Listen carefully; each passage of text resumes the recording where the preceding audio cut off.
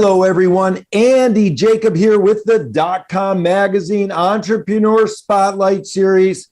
Wow, what a show today. Sit back, get yourself a coffee or a water or whatever you drink, put your feet up on the desk, get your headphones in, because I've been able to invite a worldwide leader in sales. I mean, he's got an incredible company called Fuel Sales, and he runs the Fuel Sales Academy. He's a consultant. He's a world-renowned expert in helping SaaS companies train up their salespeople, and actually has this academy that's unbelievable. We're going to unpack the whole thing. His name is Dan O'Reilly, and he is the founder and CEO of Fuel Sales. And if your company needs to put some fuel on your sales, I've got the right guy to talk about it today. Dan, thanks so much for coming on the DotCom Magazine Entrepreneur Spotlight Series today. Yeah, thanks for having me, Andy. It's super great to have you on the show. You know, everybody needs to sell. I mean, everybody's selling something to someone, whether I've got my teenage child that I'm trying to sell to get better grades, or I've got a business that I'm trying to sell clients to, to buy my product or service, or I have a SaaS offering where I want people from a technological standpoint to understand the importance of joining my platform. Everybody's selling something to somebody, Dan, and you've been able to build an incredible career and an incredible business model with Fuel Sales. So let's start, Dan, by pulling the lens back to 30,000 feet and tell us about Fuel Sales and the Fuel Sales Academy. Sure. Yeah, I'll kind of get you started by talking about how we got things rolling with the Academy. So I had been consulting. I was just a one-man show, consulting and helping small businesses figure out how to scale revenue. So my job was to get in there and lay a really strong foundation for early stage companies so they could actually get out there, get funding, and start growing their business more. And so as that was working and things were growing, the challenge became hiring good quality salespeople. They would hire somebody that had very little experience, and then all of a sudden it's like, okay, they've got to train, develop, grow this person, and after anywhere from 3 to 6 months, they'd find out this person isn't working, and they'd have to start all over again. And so with that repeating over and over again, we decided instead of going out and trying to find good quality salespeople, we're just going to make them. And so back in 2018, I built a curriculum and I put together the first class, and we started training folks that are interested in getting in sales. And that the model has adjusted over the years and how we've changed things. But currently it's relatively unique because we train live in a live environment with folks. So it's not just videos that they get to watch and say, hey, I understand sales. We're teaching them and training them live. And then I'm not a really big fan of just like train them and teach them in a classroom and then give them a certificate and say, you can sell, right? So they actually have to experience it. And so the class itself then has a little vocational part of it where they're on the job, doing the work, executing on what they learned in the class. All the while, they have instructors helping and develop them through that process. I love it, Dan. It's such an interesting model. We want to unpack it a little bit, but something that you said really resonates for me. And what you said really is remarkable, and people need to hear that again, that salespeople aren't born. They're made, and they can be trained up. And that's really what you do at a high level. So let's talk about that a little bit. How long does it take through your Fuel Sales Academy to get a salesperson at the level necessary really to start communicating and engaging and understanding the client's needs and wants to be able to sell them the wares of the company that hire them eventually? Yeah, I mean, it usually takes around 2 weeks for them to have the understanding, the book knowledge of how to execute. And then it really takes anywhere from 2 to 3 months to actually perfect and practice that live in that environment and prove that they can do sales. Like sales is a very emotional job. It's a very stressful job, and you spend most of your time in failure. So you've got to be able to get through that and have a really strong attitude each and every day, talking on the phone, getting rejected all the time, dealing with failure. So that's the part that people struggle with the most. They understand the theory behind sales and what they should be doing, but when they have to do it live in an environment where someone is potentially going to be hostile on the other end, that people might not be able to handle that. So, Dan, that's so interesting. Let's talk about rejection. Let's talk about sales rejection, because I know part of your curriculum at the Fuel Sales Academy, you have to get into that a bit, and you actually put people on the firing line, if you will, to sort of get them to understand what that rejection feels like and whether they have sort of what it takes to get through that rejection. So what do you see from the people that end up being uber successful taking your academy versus people that maybe think they want to come, but when they find out what it's all about, maybe they're getting stopped at the gate because maybe they're thinking in their mind or in their soul they don't have what it takes? Is there something that you can find amongst all the successful graduates of the academy that sort of runs in all of them at the same time, like part of their personality or their psyche or their approach? Yeah. I mean, a couple of the things we look at are, one is willingness to be coached and developed down a path. There's folks that feel like they know it all. And when you start to teach them something, they're like, I got it. And they can't be coached and developed down that path. The other side is, like grit and perseverance to be able to fight through some of those things. It's kind of like, if you think about it, I relate it to a baseball player going up to bat. Someone looks at that baseball player and says, man, this person's got a 300 batting average. That's great. He's amazing at the plate. He gets up there and hits the ball. Great. But that means he's failing 70% of the time. That means they have to have this determination to continue to go up to bat and act like they're going to hit the ball every single time, that they're going to get on base each and every time, knowing that it's not going to happen half the time, that they're going to meet rejection and failure. So they have to have that grit and determination as well. They also have to have this like natural curiosity. So sales is about solving problems, especially at the B2B level. You're selling software to someone that has a challenge or a struggle they're trying to deal with. And so that person who's going to be successful in that is a really great listener who's trying to be curious about it and get someone to open up and share what's happening at their side. So if they're not curious, if they're not this natural problem solver, then it doesn't work really well. Yeah, I love it. It makes all the sense in the world. It definitely resonates for me. I've been through looking at some SaaS, opportunities. And certainly when you deal with a good salesperson that really puts you at the forefront and puts your company at the forefront of their sales cycle and really commits to trying to do something to help you with their software, it just resonates and makes all the difference in the world versus a salesperson that really doesn't give a darn. Now, let's talk about your onboarding process, because in our pre-interview, I was just blown away. I thought it was the coolest thing. Tell the viewers, let's say someone wants to become trained through the Fuel Sales Academy. How do they get onboarded? Do they have to go to a company first and then kind of backdoor into the Fuel Sales Academy? Or can they come directly to you and then you place them? What's the way that it works? Everyone's going to come directly through us. But they have to apply to be part of it. Many of the schools out there are the programs that are considered like sales boot camps out there. You just apply online, and they accept everybody that comes through and says they're interested. However, we have to go through like an interview process because these folks don't pay for their training with us.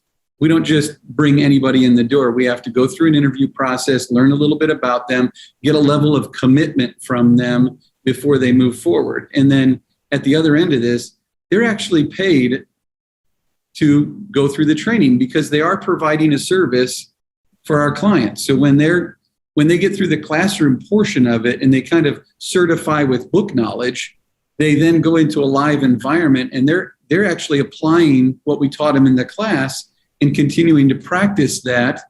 And so in practicing, they're setting appointments for clients. Therefore, we probably need to be paying these guys. And so we're paying them $15 an hour plus commission to go through that. But I would say right now the numbers look like only about 50% of the people that come into our program actually get to a graduated state. We have, even through this more intense application process to learn the right people that come through it, it is difficult to get through the whole thing. And we need that level of commitment. And I think that's where people fall off. They get to executing on a daily basis. They understand how hard it really is to be in sales, but you have to realize how rewarding it can be as well. And some people can't wait for that or deal with that.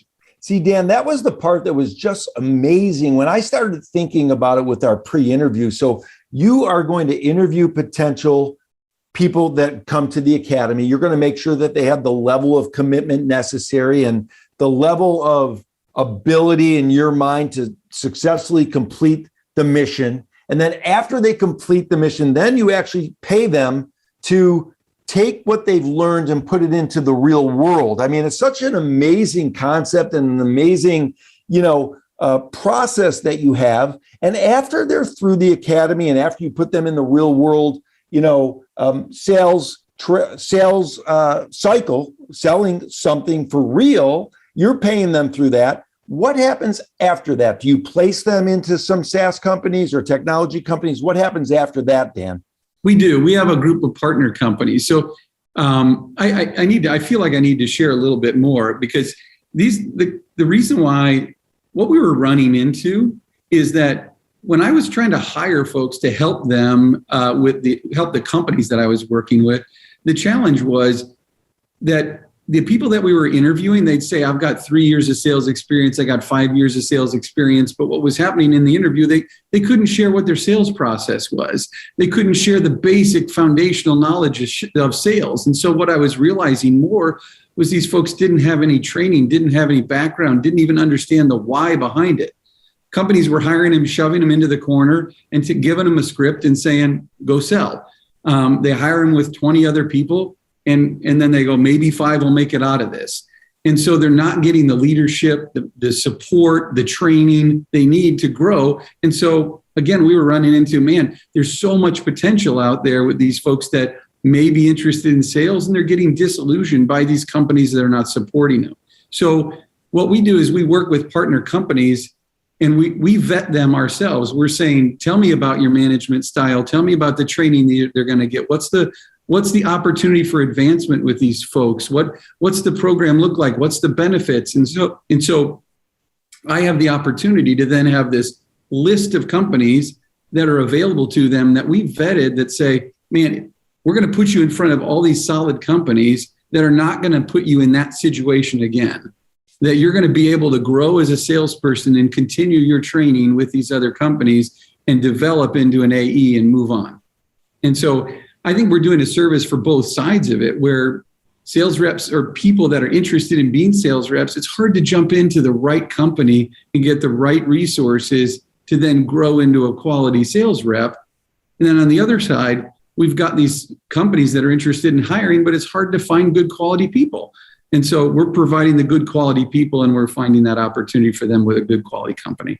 It's so great. You're working it from both ends in a very, very seamless way. You're working it from both ends like a perfect violin or a virtuoso. I love it so much, Dan. Now, you've got an amazing team also at Fuel Sales. We have to talk about the team that you've put together. Really remarkable. Everybody's passionate about the mission. Everybody's passionate about helping others. Everybody's passionate about the sales process and what you're able to do in such a meaningful way. When I think about what you're doing, Dan, something that comes to mind is there's a lot of startups or younger companies in this SaaS space. They're in the technology space, software as a service, and maybe they're about to, let's say, hire their first salesperson or hire their first few salespeople. What kind of advice can you give to those types of entrepreneurs that have this SaaS-based sales system where they're about to hire on or onboard their first couple, 3, 4, 5 salespeople? Well, it's funny you asked that, because that's one of the main problems we run into is when a founder is growing their business, things are starting to go well. They've been that founder-led salesperson selling their product, but they don't have the sales experience. And so they're like, okay, it's moving. We're moving along. Now we've got to sell. And I'm going to hire a salesperson, or I don't have the experience. I'm hiring a sales leader.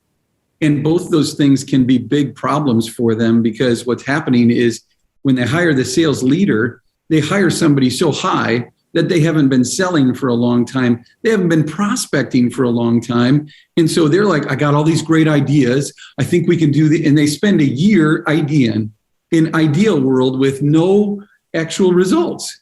So this founder is going, when are we going to sell something? When's something going to happen? They waste a year paying this guy to do that or this girl to do that. And it's like, oh, okay. Now I got to move that on and just hire salespeople. So they get desperate and they jump in and they hire a bunch of salespeople or a couple of sales folks and they say, go sell. It's like, with what? What process? What message? How do I approach this? How am I going?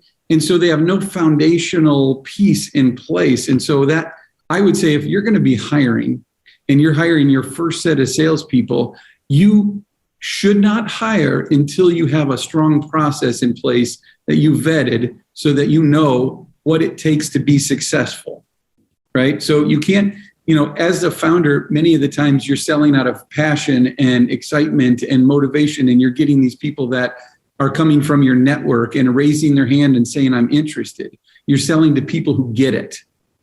And then when you're ready to hire your sales reps, you're hiring people that need to develop a need or grow the conversation beyond that, go prospect, and you don't have a message, you don't have a process for that, it's going to fail. You really have to put that in place. Wow, that's so interesting, Dan. And I know you do a lot of consulting work as well. You're very well sought after for a lot of, SaaS companies that are both, in startup mode and in hyper growth revenue mode.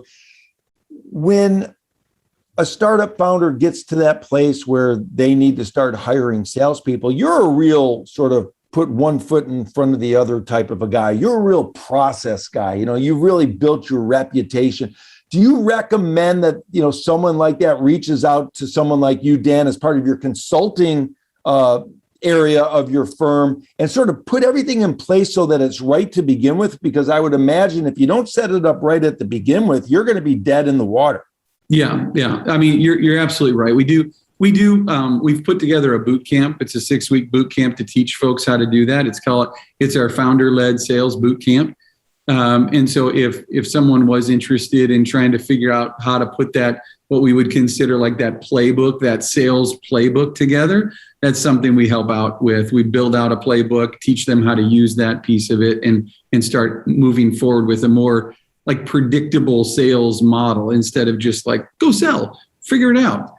It is do these steps, take these actions, and you'll produce these results. I love it. Dan. I'm going to put you on the spot here a little bit because I know you can think on your feet very well. And, you're somewhat of a zeitgeist when it comes to the sales process and, SaaS-based sales.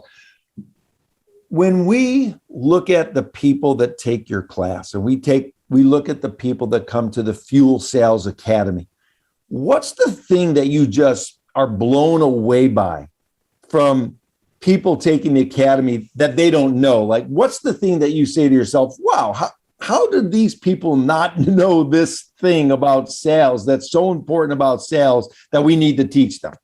Well, that's a funny question that you ask. I mean, in sales, I've been doing sales for over 30 years. So everything that I talk about, I feel like, man, this is basic knowledge that everybody should already know. And it shocks me every time I talk to a company when they don't even have some of the base foundations. But I just have to remember they don't come from the sales world. They haven't experienced sales in any way. And so folks that come into the job, many of them, you think of sales as a negative or this bad name. Even the word sales is like, oh, he's trying to sell me on something. It's like that's a negative connotation to it. And so people come in thinking salespeople have this, we're going to teach you how to manipulate people. We're going to teach you how to make the conversation go the way you want it to because you're going to manipulate or how to persuade somebody to do something. And it can't be any farther from the truth.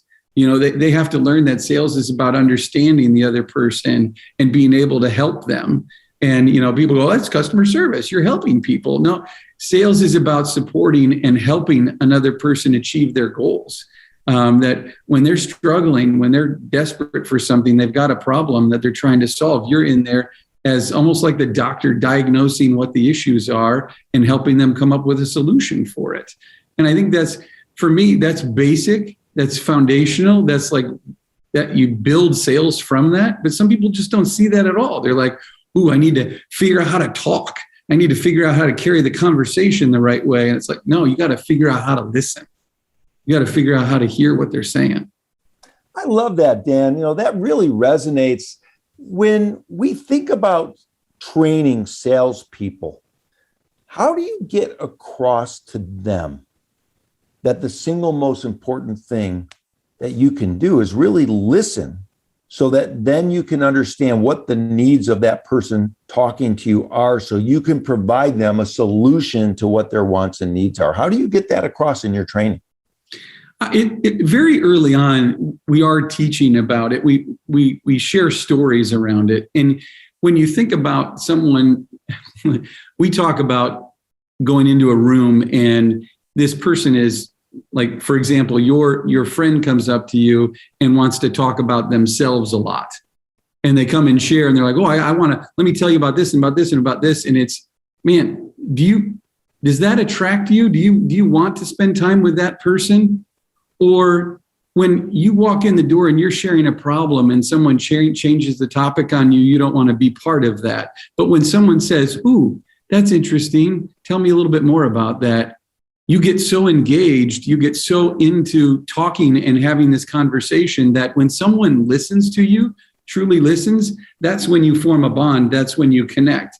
And I don't think people get it right away. You actually have to role play with them and show them, walk through some scenarios, help them see how that changes the story, how that changes the perception. So that's a difficult process in the beginning, but it's essential for someone to get that before they can move on. Dan, it's super interesting what you're doing at, Fuel Sales Academy, at Fuel Sales with your consulting practice.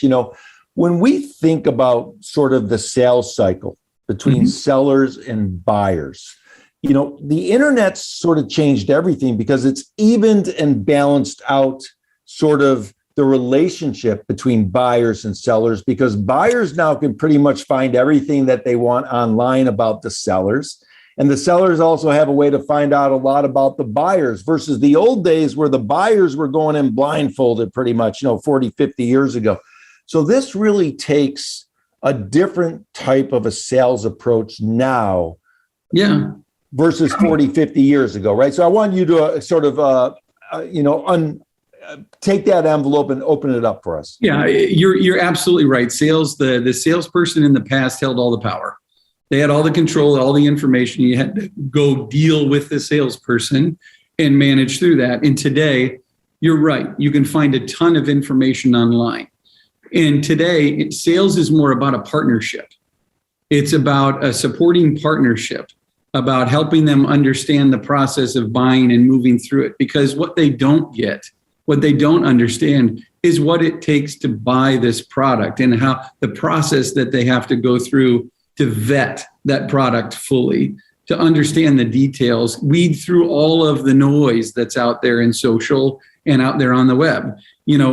Not everything you read, you can believe, right? And so being able to say, I'm a trusted advisor instead of a salesperson is the direction you want to go. And many of the times, if you're not focused on helping or supporting them through a buying process and just trying to push a product on them, that's where things fall down.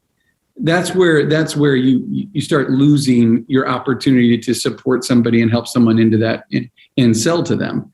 I even don't like using the word sell to them, because you're just helping them buy something. You're helping them make a decision. You're giving them, you're supporting them in that process. Yeah, I love it, Dan. It really resonates. I'm going to have you back on the show and just call it, Selling with Dan. I mean, I love everything I'm learning even here today. And I know that it's going to really make sense for the people watching the show and listening to the show. Now, Dan, I want to unpack a couple of more things. And I know I'm keeping you over time here. And thank you so much for coming on the show. But I want to talk realistically, because there's going to be people watching the show and they're going to say, wow, I want to go to this Fuel Sales Academy. I want to go in and get my interview done. And I want to learn what, Dan and his team are teaching. And then I'm going to, put one foot in front of the other and sort of get paid for selling. And then hopefully Dan's going to place me in one of these top-notch organizations. But everyone's going to ask the question, how much can I make as a great salesperson?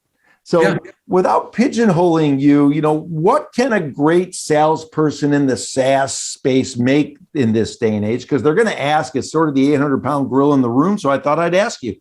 Yeah. Right now, the positions we're placing for are what's called an SDR. And an SDR is your early stage prospector. They're the person that executes on making calls all day and setting appointments. It's their way into SaaS sales. And if they pass that, then they can get into the true AE position who's full desk closing deals. And so as an SDR, those positions right now are somewhere in that $50,000 salary, maybe $60,000. If you're on the coast, it can be higher than that. And then on target earnings, which means your salary plus the potential commission you can make, you're probably in that 65, 75 zone, just as an entry-level position, as your first job in sales, which is pretty awesome to think about, that the first job you get is in that level. And then the expectation is that in somewhere in that 12 to 18 months, you have the opportunity to move up into a sales position. And those sales positions, the sky's the limit, really. Those are six-figure opportunities and well beyond. That people can make in tech sales. So it's a pretty great opportunity.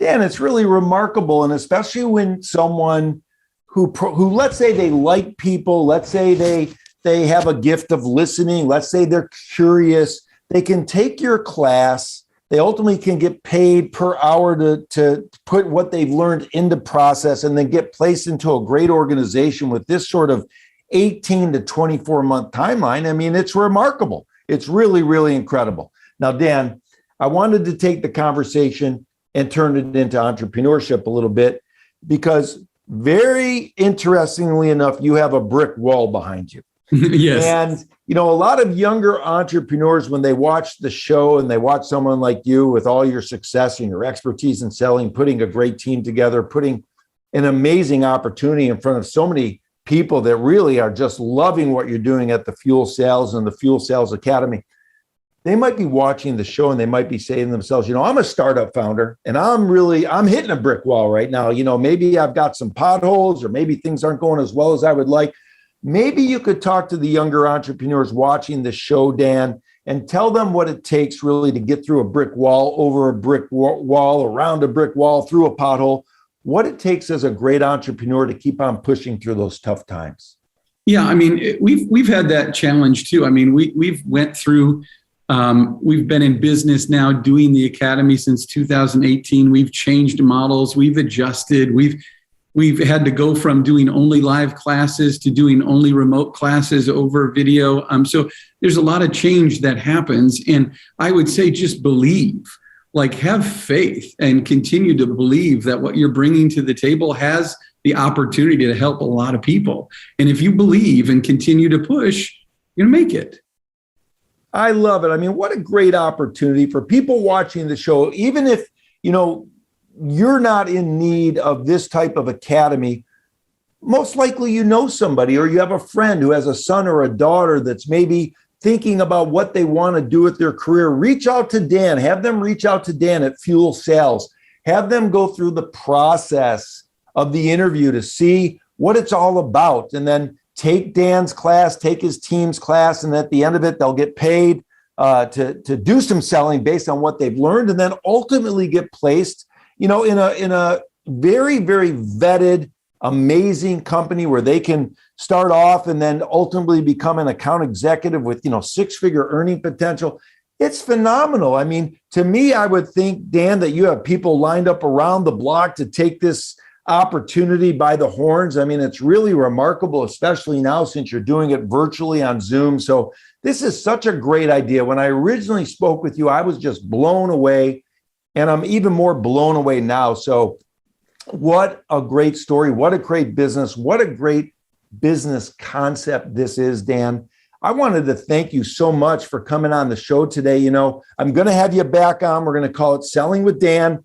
But for now, thank you so much for coming on the DotCom Magazine Entrepreneur Spotlight Series. This has been really, really enlightening for us. Thanks, Andy. Thank you very much for having me on. It was a pleasure.